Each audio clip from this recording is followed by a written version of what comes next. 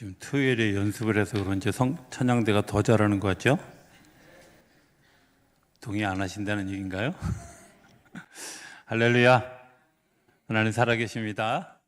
살아계신 그 하나님의 은혜와 평강과 축복이 우리 모두 가운데 풍성하게 되기를 주의 이름으로 축복합니다.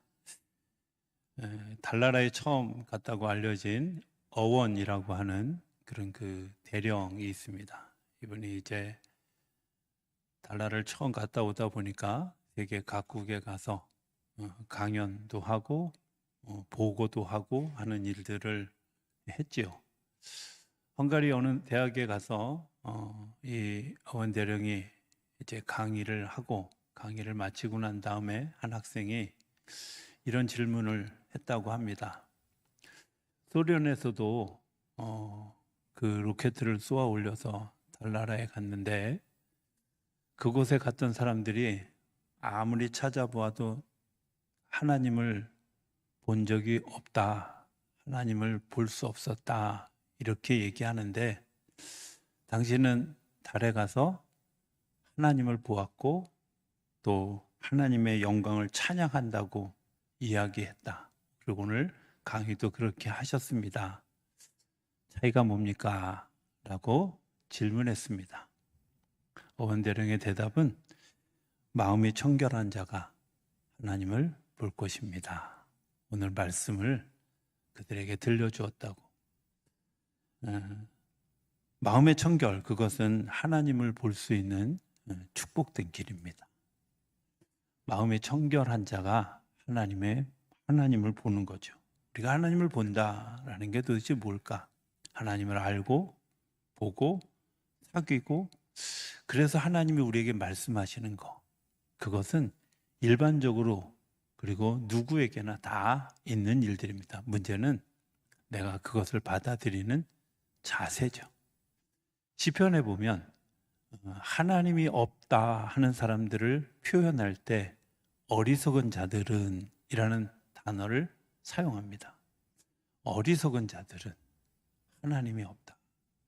어리석다는 것이 무엇일까 생각해 보면 내가 가지고 있는 작은 카테고리 안에 무언가가 있다고 생각하고 그것만 생각하는 사람들에게를 어리석다 이렇게 표현하죠. 내가 받은 경험, 내가 가진 시야, 내가 들었던 귀, 그것이 전부라고 생각하는 사람들을 어리석은 사람들이다 라고 표현하는 것을 보게 됩니다. 하나님은 우리에게 계시하시죠. 때로는 창조적으로 또 적극적으로 그리고 그것들을 통해서 효율적인 구원의 사역을 펼치십니다. 그 계시의 이제 본체가 되는 것이 바로 예수 그리스도입니다. 하나님은 우리에게 자연을 통해서 또 인류 역사를 통해서 인간의 도덕성과 양심을 통해서 하나님이 하나님 되심을 계속 보여주셨지만 사람들이 잘 몰랐거든요. 또 배반하고 타락해서 알 수도 없게 되어져 버렸습니다. 그래서 예수님을 이 땅에 보내셔서 하나님이 하나님 되심을 보여주시고 예수님의 본체를 보여주시고 그리고 그의 사역, 십자가와 부활 이런 것들을 통해서 우리에게 하나님의 살아계심을 하나님 되심을 알게 해 주신다는 거죠. 빌립이라는 사람이 예수님에게 이렇게 질문합니다. 하나님을 보여주십시오. 바리새인들과 사두개인들을 얘기합니다. 하나님을 보여주십시오 라고 질문할 때 예수님은 이렇게 대답하죠. 믿음이 없는 세대다. 또 요나의 표적밖에는 보여줄 것이 없다라고 이야기합니다. 이 극단의 사이에서 연결하는 문제가 뭘까요? 연결하는 통신망이 있는데 그걸 청결이라고 오늘 본문은 이야기하고 있는 겁니다. 성경의 역사를 보면 하나님을 경험하고 하나님을 보았던 사람들이 있는데 어느 때에는 하나님을 보지 못했던 사람들이 있는 것을 보게 되죠. 노아라고 하는 사람, 성경에 그를 표현할 때 당대 의인이라고 했습니다. 그가 거의 일생 동안 배를 만들고 그 배를 통해서 모든 인류가 다 죽을 때 구원받았던 그런 사람입니다. 그런데 그가 술에 취해서 자기의 사명을 잃어버리고 자기의 청결함을 잊어버렸을 때 그는 정말 세상 사람도 하지 못할 그런 일들을 범하게 되어지고 그것 때문에 함, 셈, 야벳이라고 하는 세 민족으로 갈라지게 하는 근본적인 원인을 제공하게 되었죠. 또 아브라함, 믿음의 조상이라고 일컫는 아브라함도 어땠습니까? 하나님이 아브라함에게 주신 분명한 약속은 두 가지였습니다. 땅을 주겠다, 자녀를 주겠다. 땅을 주셨습니다. 주셨는데 기근이 있다고 그곳을 도망갔습니다. 버렸습니다. 성경에는 크게 나타나지 않도록 하나님의 은혜를 감싸 주셨지만 하나님의 입장에서 보면 굉장히 안타까운 일이죠. 아마 그때에는 하나님이 어디 계신지 보지 못했던 것 같습니다. 그리고 또 다른 실수를 범하죠. 하나님이 아브라함과 사라를 통해서 자녀를 주겠다 약속하셨는데 10년 만에 자기가 또 다른 그런 방법으로, 인간적 방법으로 자녀를 취하려고 하는 일들을 범하게 되어지는 것들을 보게 됩니다. 믿음의 사람이고 하나님이 기뻐하는 사람임에도 불구하고 그는 정말 영적으로 어두워지고 청결하지 못했을 때 하나님을 볼 수 없는 그런 일들을 경험하게 되었죠. 그런가 하면 모세는 혈기 때문에 하나님께 불신앙적인 모습을 보여주었고 욥은 자기의 생일을 저주하면서까지 하나님의 걱정을 끼쳐드렸던 일들, 또 엘리야는 이세벨에게 쫓겨서 로뎀나무 그늘 아래서 나를 좀 제길 죽여주십시오 라고 하나님을 근심하게 했던 일들이 일어났던 것을 보게 됩니다. 신약 성경에 와도 그런 사람들이 있죠. 베드로가 예수님을 3번이나 부인했던 일들, 또 로마서 7장에 로마 바울이 자기 고민에 빠졌던 일들 봐도 자기 스스로가 마음이 청결하지 못했던 때 일어났던 일들입니다. 그럼 청결하다는 게 도대체 뭘까라는 것을 생각해 보게 됩니다. 성경에 두 극단의 청결을 주장했던 무리들이 있습니다. 하나는 바리새인들입니다. 바리새인들은 율법을 잘 지키는 것이 내가 청결을 유지하는 것이다 라고 생각을 하죠. 그래서 그들이 율법을 목숨 걸고 지킵니다. 안식일을 지키고요, 규정을 자기들이 만들어서 그 규정대로 잘 지킵니다. 예배도 잘 드립니다. 그리고 그 의식을 굉장히 철저하게 겉으로 드러나는 그런 그 의식들에 대해서 굉장히 철저하게 그렇게 그들이 지키는 것들을 보게 됩니다. 그런데 예수님은 그들을 향해서 이렇게 얘기합니다. 그릇의 겉은 깨끗하나 안을 소홀히 했다. 하루살이는 걸러내고 약대는 통으로 삼키는 자들이라고 그들에게 준엄한 책망을 하고 있는 것을 보게 됩니다. 극단주의적인 형식적 생활, 형식적인 청결, 그리고 그것 때문에 그들이 교만이라는 함정에 빠뜨리고 헤어날 수 없는 수렁으로 몰아넣어서 하나님도 모르고 모세의 뜻도 모르는 그런 일들을 범하게 되죠. 반면에 그 극단에 있는 에세네파, 세례 요한이 속해 있었던 에세네파 같은 경우는 어떨까요?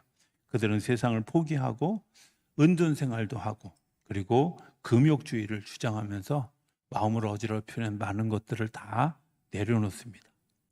세상을 등지고 광야에 살고요, 거기서 명상과 기도하고 금욕하는 생활을 청결하기 위한 최상의 도구로 삼았습니다. 그런데 그들이 결정적인 순간에 자기와의 싸움에서 실패하고 허무주의로 흘러가는 모습들을 보게 되죠. 세례 요한의 모습을 보아도 그렇습니다. 세례 요한이 담대하게 나가서 정말 바리새인들, 사두개인들을 향해서 독사의 자식들아 라고 책망하면서까지 담대하게 나갔던 그 사람이 옥에 갇혔을 때 제자들을 예수님에게 보내어 오실 그분이 당신입니까? 아니면 뒤에 오실 분을 우리가 또 기다려야 됩니까? 라고 질문하는 어리석은 일을 범하게 됩니다. 또 다른 이 에세네파에 속했던 또 다른 제자 하나, 가룟 유다는 자기가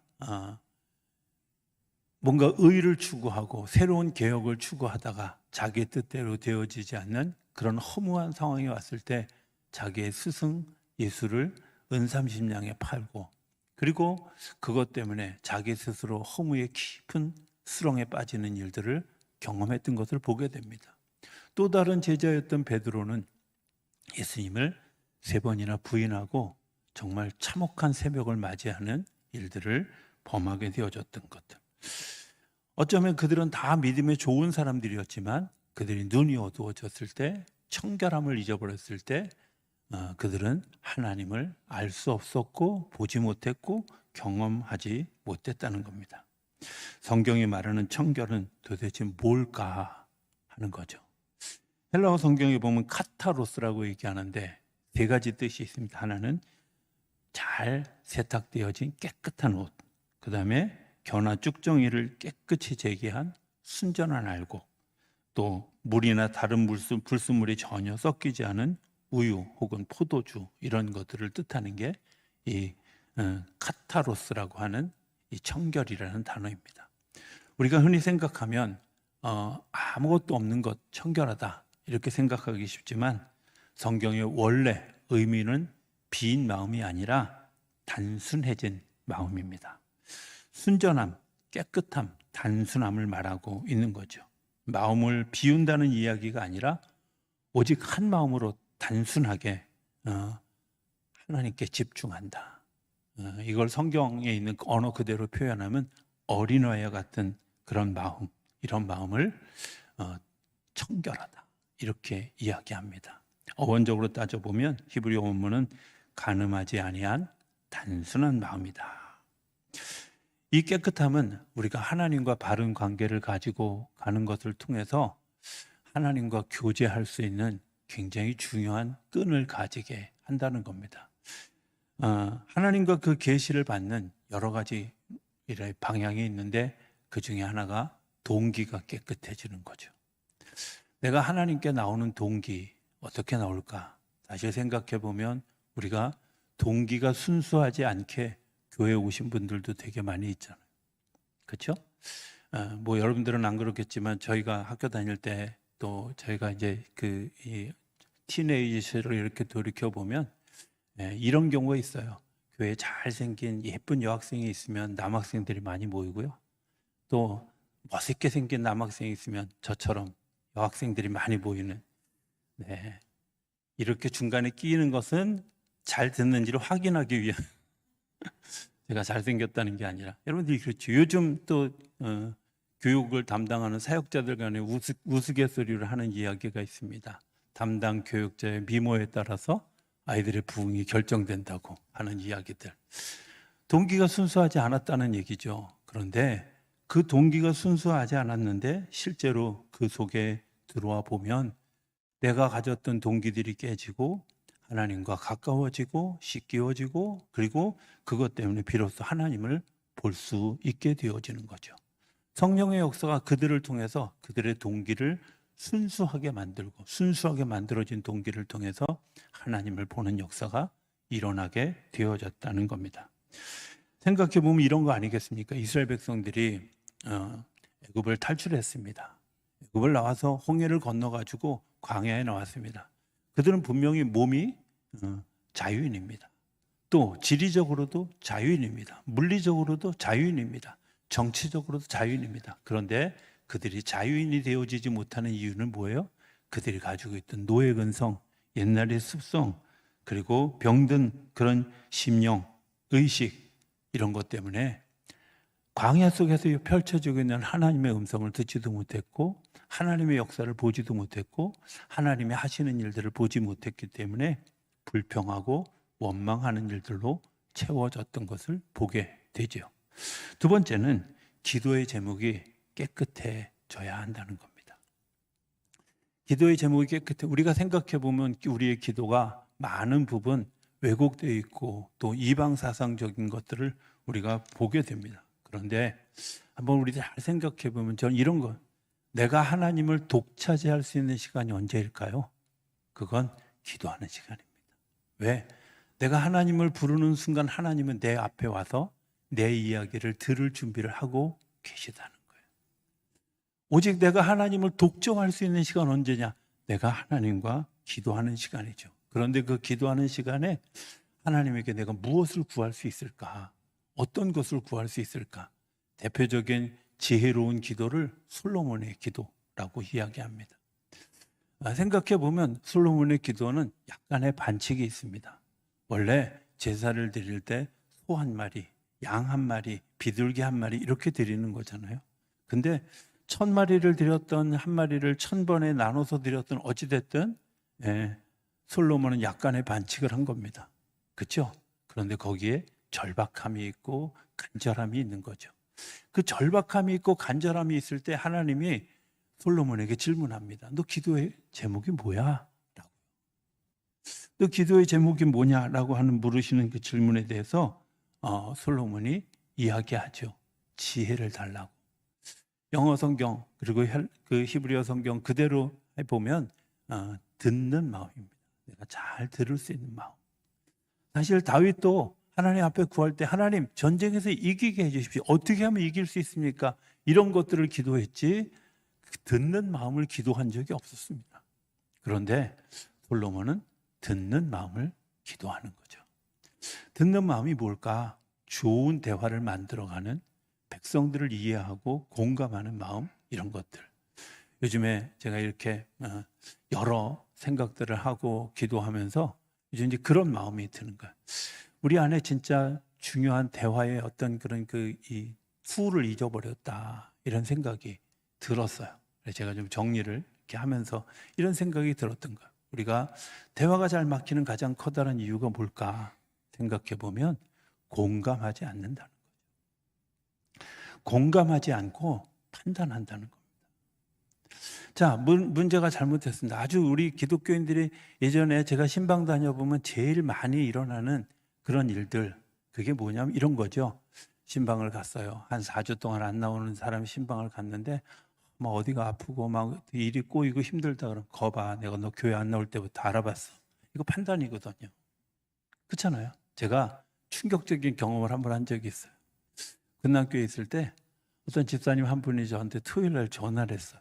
뭐라고 하셨냐면 제가 친정에 급한 일이 있어서 주일날 이번에 예배를 못 가겠습니다 했는데 제가 그분한테 네, 잘 다녀오세요 이렇게 했어야 되는데 그때는 제가 다들 율법적이어가지고 되게 기분 나쁘게 이제 전화를 끊었던가 봐요. 우리 집사람한테 전화해서 아니 목사님이 성도가 그렇게 힘든 일이 있으면 좀 잘 다녀오세요 하면 나도 불편한 마음을 가지고 죄책감을 가지고 가지 않겠냐고, 꼭 그렇게 반응을 하셔야겠냐고. 제가 되게 회개했어요. 여러분들 그런 거 아니겠어요? 제가 공감하지 못하는 거죠. 그분은 지금 주일을 빠지고라도 거기를 가야 되는 특별한 상황이 있었을 거예요. 그렇지 않으면 안 되는 상황이 있었을 거예요. 근데 그거 공감하지 못하는 거죠. 판단하는 거죠. 자, 판단 다음에 나오는 얘기가 뭐예요? 지적하는 거죠. 그죠? 비판하는 겁니다. 여러분들 사실 비판보다 더 중요한 일이 있는데 그게 뭘까요? 지지하는 겁니다. 격려하는 겁니다. 비판해서 사람이 바뀐다고 생각하지 마십시오. 안 바뀝니다. 격려하고 지지할 때 바뀌는 거지. 하나님은 한 번도 우리를 향해서 비난하지 않으셨어요. 그런데 성령 안에서 바뀌잖아요. 우리의 대화 가운데 많은 부분 판단하고 비판하고 그 다음에 강요하는 거죠. 제가 목회 초창기에 깨달았던 게 있어요. 저도 어려서부터 주일 성수 11조 얼마나 많이 듣고 자랐겠어요. 그죠? 제가 잘 안 해요. 잘 안 하는 게 아니라 거의 안 해요. 왜 안 하냐면요. 저는 이런 생각이에요. 은혜 받으면 하지 말래도 해요. 내가 하나님 만나고 나면 하지 말라고 뜯어 말려도 해요. 그렇잖아요. 생각해 보세요. 내가 하나님을 만난 그 뜨거운 동기가 생기면 굳이 강요할 이유 없어요. 주일 성수 안 하면 내가 불편해. 11조 안 하면 왠지 주머니에서 자꾸 돈이 술술 새는 것 같아. 그러니까 정말 기쁜 마음으로 감사한 마음으로 하게 돼. 강요할 이유가 없는 거죠. 오늘 우리 안에 그런 강요들이 얼마나 많은지. 또 하나 우리가 비교하죠. 옆집에는, 옆집 남편은. 그렇습니까? 제가 무의식 중에 혹은 제가 정신이 없었을 때를 제외하고는 단 한 번도 자녀들에게, 저희 아내에게, 제가 우리 교인들에게 옆에 교회 얘기, 옆집 여자 이야기, 옆집 애들 얘기를 해본 적이 없어요. 제가 옆에 교회 얘기하는 거 보신 적 있어요? 안 해요. 그거는 그분들의 개성, 그분들의 삶이에요. 그분들의 모습이에요. 나는, 우리 교회는 우리 교회의 모습 그대로. 나름의 개성이 있는데, 나름의 자기 정체성이 있는데, 비교하는 것 때문에 사람이 병들고 시험에 든다는 거예요. 어떤 사람들이 이렇게 얘기하는 분들은 당연하게 생각, 야, 이쯤 되면 신앙생활 30년쯤 했으면 이 정도는 돼야 되는 거 아니야? 라고 이야기하는 분들이, 장로쯤 됐으면, 목사쯤 됐으면 이런 걸 해야 되는 거 아니야? 아니요, 연약한 사람들이 있어요. 부족한 사람들이 있어요. 여러분들 그거 당연시하지 마세요. 그분들이 아직도 잘하고 있고 그릇이 커서 아직 채워지지 않은 것뿐이지 당연시해야 되는. 또 하나, 우리가 삶을 살아가면서 합리화시키죠. 자꾸 나를 위한 합리화합니까? 상대방을 위한 합리화합니까? 생각해보면 말하고 있는 나를 합리화시키는 거죠. 저는 솔로몬의 듣는 기도, 듣는 마음을 주십시오라는 기도를 생각할 때 이런 일들을 생각하게 돼요. 내가 정말 듣는 마음을 가지는 기도를 가지고 있을까? 이런 동기를 가질 수 있다면 얼마나 좋을까? 또 하나, 구제나 선행, 교회 생활 전체가 깨끗해져야 되죠. 구제하는 거 남에게 보이려고 하는 게 아니라 그냥 주님만 아시면 됩니다. 주님이 기억하시면 족합니다. 주님이 보셨으면 됩니다. 주님이 내 마음을 들여다 보셨으면 그것으로 족합니다. 성경은 이렇게 얘기하죠. 오른손이 하는 일을 왼손이 모르게 하라. 그죠? 내가 기도했으면 되고요. 내가 구제했으면 되고요. 내가 사랑할 수 없는데 사랑했으면 되는 거죠. 어떻게 해야 마음이 청결해질 수 있을까 하는 겁니다. 단순한 마음의 함을 이야기했습니다. 복잡한 마음을 단순화하는 거죠. 땅으로 기우는 마음을 하늘로 향하게 하고, 허탈할 것을 쫓는 마음을 순전한 자리로 뜻을 돌리고, 세속으로 기우는 마음을 신령한 것으로 방향을 바꾸고, 자기중심적인 동기에서 하나님 중심으로 마음을 바꾸는 일들, 그게 단순화되어져 가는 겁니다. 이거 스스로 되는 일이 아니고 고행으로 되는 일이 아니고 하나님이 역사하실 때 비로소 가능해지는 겁니다. 요한복음 3장에 보면 니고데모라고 하는 사람이 예수님을 찾아옵니다. 예수님을 아마 제가 생각할 때 예수님을 찾아왔던 이 니고데모는 정신이 반쯤 나가서 찾아왔을 것 같아요. 첫째, 아무도 안 움직이는 밤중에 움직였던 것을 보면 주변에 너무 이제 눈이 무서웠던 것 같아요. 예수님과 대화를 시작합니다. 어떻게 하여야 영생을 얻을 수 있습니까? 라고 질문합니다. 예수님이 너무 간단하게 대답하죠. 거듭나면 된다. 자, 이렇게 얘기하니까 이분이 정신없는 게 분명한 건 뭐냐면, 어떻게 어머니 뱃속에서 다시 태어날 수 있습니까? 이렇게 질문하는 거죠. 어른이 되었는데 어떻게? 아니, 그럼 애는 다시 들어갔다 나올 수 있나요? 이 사람 제정신이 아닌 게 분명합니다. 자, 그런데 이 사람이 모르고 있는 게 있어요. 아니, 예수 믿는 사람들이 잘 모르고 있는 것들이 있어요. 진짜 중요한 일이 이거거든요. 제가 지난주인가 지지난주에 설교하면서 그런 얘기 했어요. 하나님이 창조하신 것이 있고 만든 것이 우리 몸에 같이 있어요. 하나님이 창조하신 것은 하나님의 형상대로 되어진 영이고, 만드신 것은 흙으로 지어진 우리의 몸입니다. 이 두 가지가 연합되어져서 사람이 되었고 살아있는 게 됐어요. 영이 떠나는 순간 육신만 남아서 죽게 돼 있고 또 흙으로 다시 돌아가게 되는 것이 사람입니다. 그런데 육체가 되었다라는 말은 뭐냐면, 내가 영은 다 죽었고 육체만 살아있는 거예요. 대부분의 사람들이 죄를 짓고 대부분의 사람들이 넘어지는 가장 커다란 이유는 육체만 살아있기 때문에 그래요. 그런데 거듭났다는 말은 영적인 깨우침이 일어나서 내 안에서 영적인 것들이 활발하게 일어나기 시작했다는 겁니다.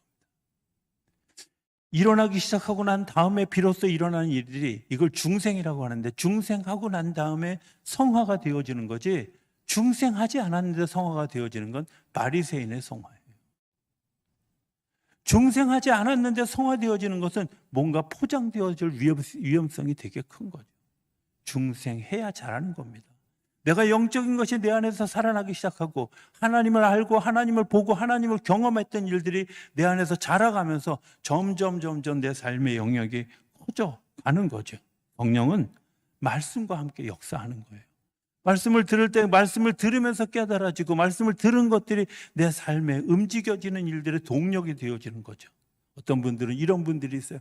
말씀을 들을 때는 그래 그랬는데 예배당을 나가는 순간부터 잊어버리죠. 예배당 분이 무슨 기억을 상실하게 하는 요술장치처럼 내가 말씀을 들었을 때 주여 제가 움직이겠습니다. 여러분들 그 말씀이 내 삶의 동력이 되어지는 건 그게 성령의 역사인 거죠. 말씀을 통해서. 때로는 우리에게 몸을 통해서도 말씀을 들려주죠. 그게 성찬, 세례 이런 것들입니다. 내가 포도주를 마실 때, 내가 그 떡을 뗄 때, 내가 세례를 받을 때 하나님을 경험했던 또 다른 몸으로 경험하는 일들이 우리가 별로 좋아하지 않는 고난이라는 겁니다. 자, 이 고난이라는 것 어떤 걸까? 욥을 이야기할 때 저는 욥기를 읽으면서 되게 아이러니한 그런 이야기가 있습니다. 욥을 소개할 때 하나님이 뭐라고? 이 사람은 정직하다, 순전하다, 악에서 떠난 사람이다. 하나님이 얘기하신 거예요. 이 사람 정직해, 순전해, 악에서 떠났어. 그런데 그에게 부족함이 없는 사람이었는데도 불구하고 그가 시련을 당할 때 하나님을 근심하게 해요. 그리고 자기 스스로 생애를 저주하고 깊은 절망에 빠져요. 왜 그렇게까지 몰고 갔을까? 여러분들, 고난을 당하면 기도가 바뀌어져요.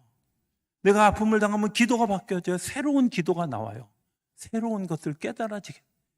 막다른 곳에 이르러 가면 내가 내 안에 깊은 샘물이 흐르고 있는 것을 발견하게 돼요.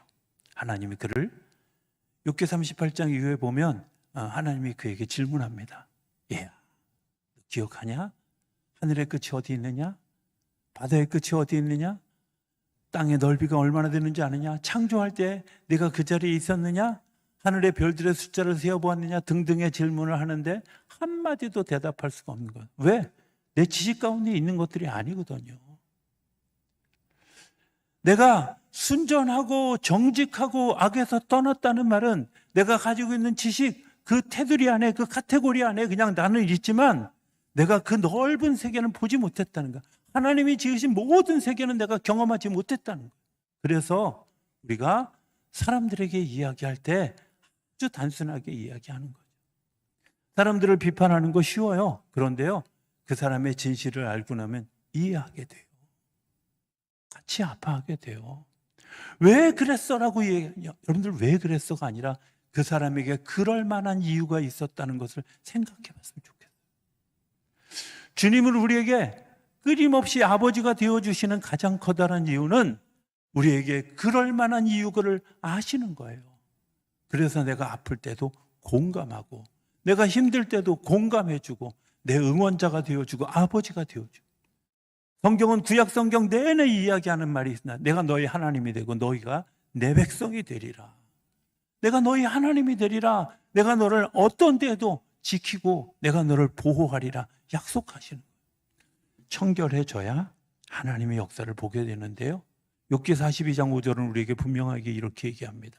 뭐라고 얘기하냐면, 내가 전에는 하나님의 말씀을 귀로만 들었었는데, 이론으로만 알았었는데 이제 눈으로 주를 봅니다. 뭐가 달라질까요? 할 수 없었던 것을 하게 해요. 가장 하기 힘들었던 것이 뭘까요? 친구들 용서하고 친구들을 위해서 기도하는 거였어요. 뼈를 쑤시고 영혼을 쑤셨던 친구들이에요. 나에게 깊은 절망과 아픔을 주었던 친구들이에요. 그런데 그들을 위해서 빌기를 시작하니까 하나님의 놀라운 역사가 일어나요. 하나님을 본다. 우리 안에 하나님의 놀라운 역사들이 일어나는 거죠. 우리 안에서 하나님이 일하시는 것을 보는 겁니다. 하나님이 우리에게 어떻게 역사하시는 것들을 내가 경험하고 아는 것들이지요. 본다, 또 안다 같은 의미입니다. 하나님을 아는 것. 이야기 하나만 하고 설교를 마쳤으면 좋겠습니다. 여러분들에게 이런 질문 한번 해보겠습니다. 자, 지금 밖에 나가면 하늘에 별이 떠 있을까요? 떠 있을까요? 예, 혹시 여러분들이 헷갈릴까 봐 제가 정답을 아예 얘기했어요. 하늘에 떠 있어요. 근데 왜 낮에는 왜 안 보이죠? 그거 말고 또 볼 게 너무 많아요. 밤에는 왜 안 보이죠? 공해 때문에 안 보여요. 불빛 때문에. 한적한 시골에 가면 하늘의 별이 보여요. 명왕성보다 천왕성보다 더 멀리 떨어져 있는 몇 억 광년씩 떨어져 있는 별도 보여요. 왜 보일까요? 거기에는 내가 하나님만 바라볼 수 있는 단순한 마음을 가진 청결함이 있기 때문에 보이는 거예요. 하나님 우리 안에 역사하십니다. 아니 우리 가운데 계십니다. 하나님이 내 안에 그리고 사랑과 관계 안에 다 계십니다. 왜 하나님 우리가 보지 못할까요? 내가 단순해지지 않아서, 어린아이 같이 하지 않아서. 오늘 성경은 우리에게 이렇게 얘기합니다. 청결한 자에게는 복이 있나니 저희가 하나님을